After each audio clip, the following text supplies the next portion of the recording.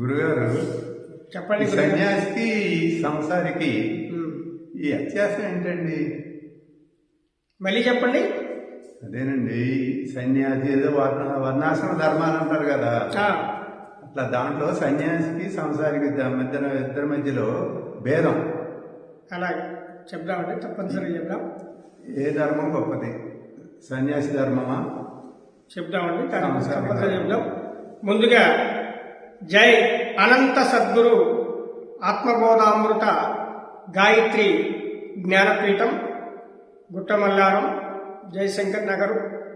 ఈ యొక్క అమ్మవారి పీఠంలో మనం కూర్చొని ఉన్నాం.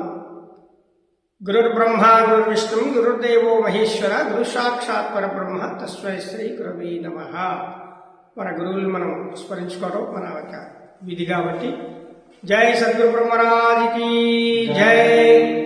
ఇప్పుడు మీరు చెప్పారు సన్యాసికి రాజయోగికి ఉన్న వ్యత్యాసం ఏంటి అలాగే.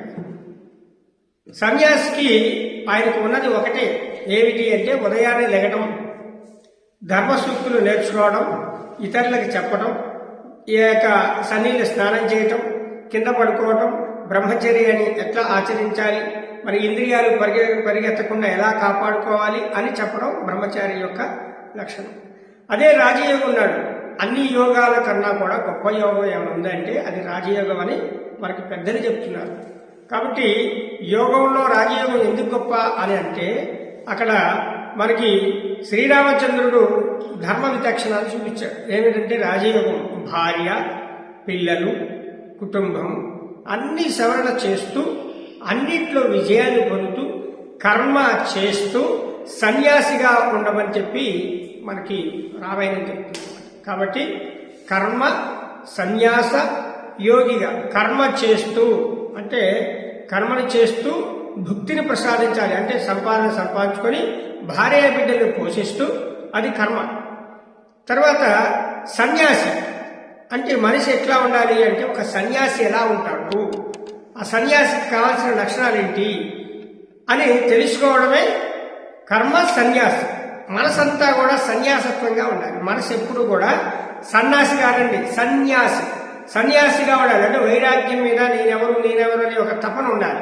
కాబట్టి ఎందుకంటే ఎప్పటికైనా ఇదంతా ఒక మాయని మనం చెప్పుకున్నాం కాబట్టి మనసంతా సన్యాసం వైపు పరుగులు తీస్తూ దాని మీద జిజ్ఞాస ఉంది.